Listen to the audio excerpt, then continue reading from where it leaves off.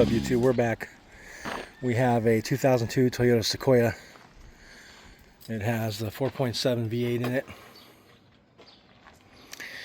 We have already done a diagnostic on why this vehicle isn't starting. It's got zero fuel pressure. So we have confirmed that the fuel pump is bad. We've also shot it with some starting fluid in the throttle body here, and it fired right up and died out as soon as the fluid was gone. So I know for sure the fuel pump needs to be replaced. I don't sell too many full assembly modules for this, so we've got a fuel pump that we're going to be replacing in the module today. Got this one from AutoZone, so you can see it's got everything you need there to replace that pump. Unfortunately, Toyota did not design a access port here under the seat. Your fuel tank's right about here, so we're gonna have to drop this tank and get the fuel pump out of there. So let's go ahead and disconnect the battery. All right, so for these particular battery cables, it needs a 1/2 inch. These terminals have been replaced, so if you've got the OEM, they're probably a 10 millimeter. But we've got ones that have been replaced. So we're just going to remove our terminals here, so that way we don't have to worry about any sparks when we're working. All right, so first things first, under the vehicle, we've got a skid pan. I believe there's 4 bolts. You got 2 here in the front, and you're going to have 2 here in the back. So we're going to go ahead and remove those next. If you guys are looking for some tools because you need to do this job, look down below in the links. I'll leave all the tools that I'm using down there. Next thing you want to do is jack up the vehicle from the axle. Right there you can see where I got it on the pumpkin. And I got the jack stands right underneath the shock mounts. That's going to give us plenty of room to work under here. So we're going to go ahead and remove these bolts. These are 12 millimeter, so we're going to go ahead and remove those. All right, the front right side of the tank, the bolt is out. All right, you can see it right there. Now the one over here is going to be right here by the axle. Okay, so we're going to remove that one next.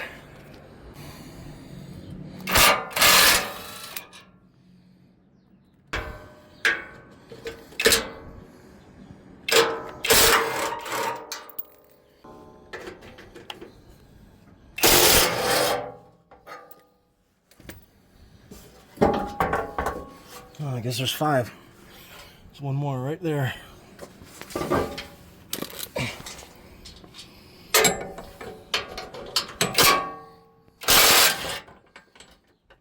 we go. Now the pan's just laying on my belly. Let me slide it out.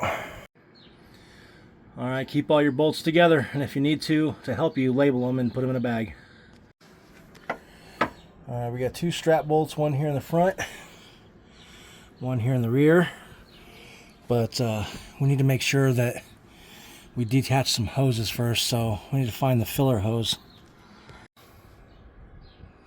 All right, so this is the rear of the gas tank. In the back, your main filler tube looks like it's right here, and I think that's your vent tube, so we need to detach these 2. All right, so these are a 10 millimeter. Let's go ahead and loosen these up.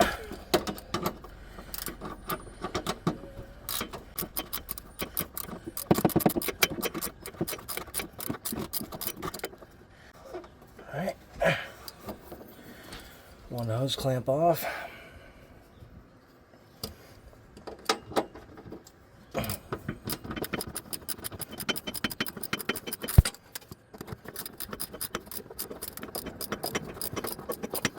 I should do stuff. Just wiggle it back and forth till it comes off. Oh yeah. Now you should be able to smell gas vapors. There's a little bit of gas coming out. Let's go ahead and put that hose up there. That hose looks cracked, so we'll probably cut a little bit off because that can cause an evap leak.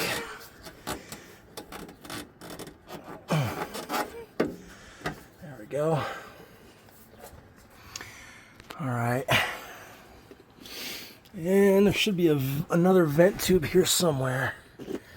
Where's it at? I think it's on the other side of the tank, but I might have to lower it down first. So I'm going to get the jacks underneath the tank here. All right, so you need a 14 millimeter, 2 jacks. We got those in place now, so we're going to go ahead and remove the straps next. So we'll take our 14 millimeter and remove the 2 bolts. All right, 1 out, 1 to go.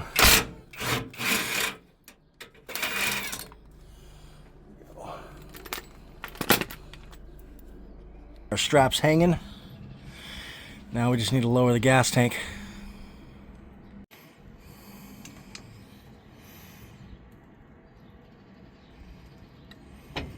Okay, a little bit there. A little bit over here. We've still got a quarter tank in here, so it's still got a little bit of weight to it. Let's see, what can we do here? I'm gonna need both hands. All right, these are attached to the tank, so we just need to pop them out of their little mounting brackets here. There we go. All right, we got the tank about almost as low as we can go. We can lower the front a little bit more. Got a low profile jack up there. 3 ton over here. So now we've got access to the fuel pump. You can see it right here. Bada bing, bada boom. So we need to remove that plug and those 2 fuel lines. So this looks like it's got one of those clips on the fuel line. There we go.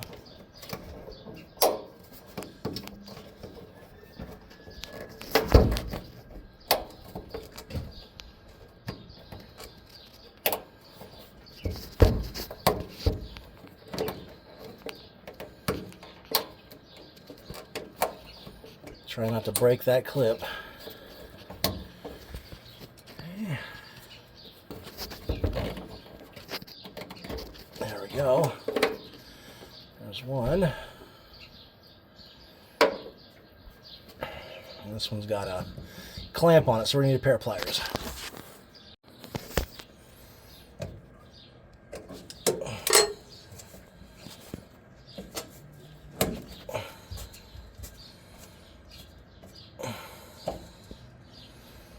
Go. This feels like it's got a clip.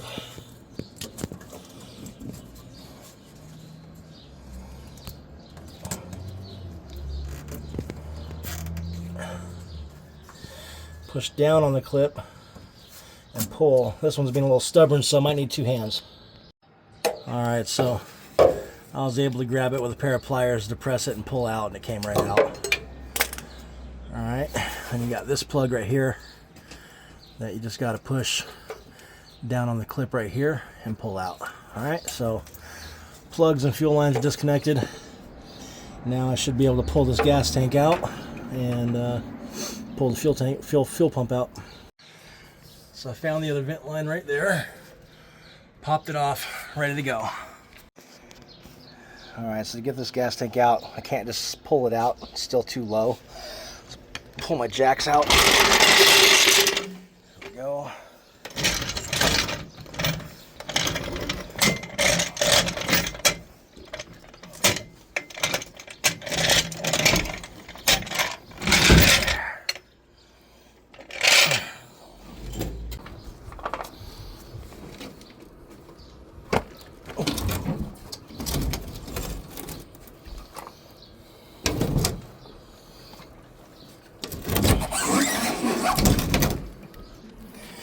All right, there we go. So I'd say right about 30 minutes to an hour, you should have this gas tank out. Now to remove the assembly, we just need to remove these 8mm bolts. We've got 1, 2, 3, 4, 5, 6, 7, 8 of them. All right, all the bolts are out. So let's go ahead and lift this up.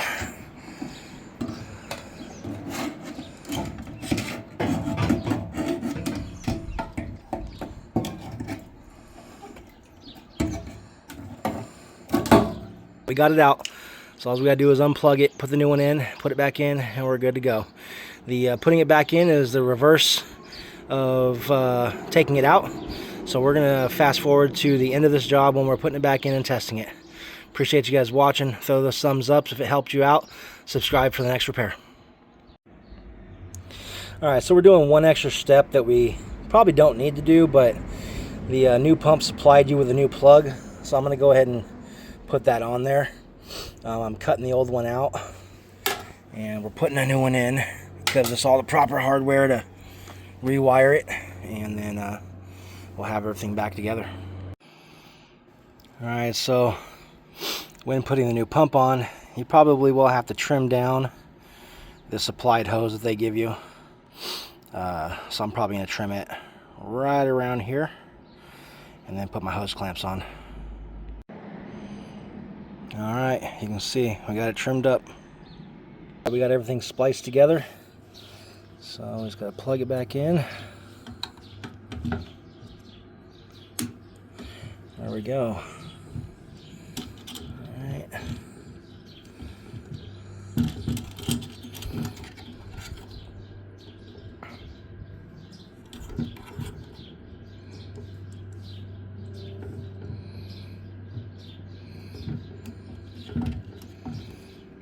That should be good. Let's tighten up those hose clamps and we'll get it seated back on there. All right, our assembly is ready to go back in.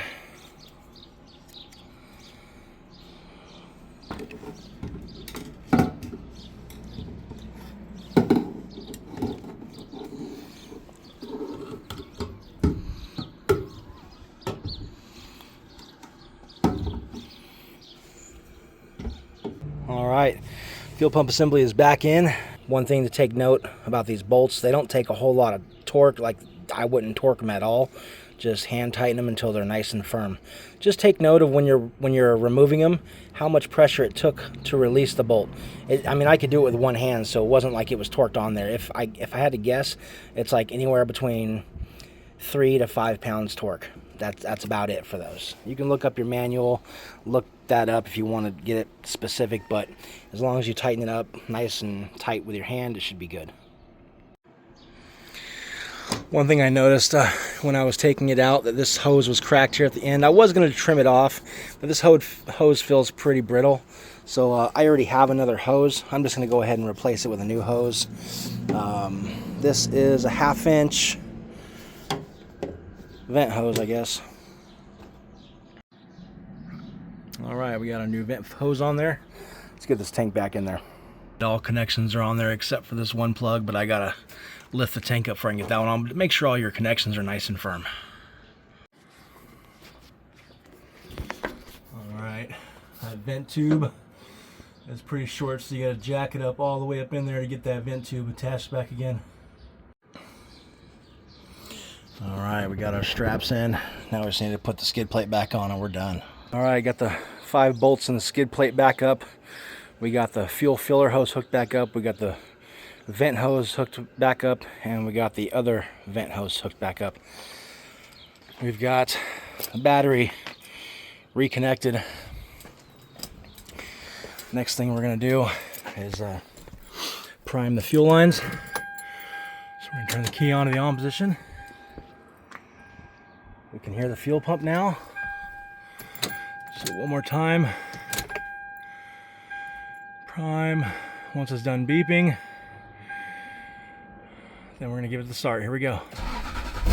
Yeah. Right. Sounds good. Fuel pump. Got it started again. Cool, man. If this helped you, big thumbs up. I appreciate you for stopping by, checking out this repair on this 2002 Sequoia. And subscribe. I'm tired. I'm gonna get out of here. Catch you guys later.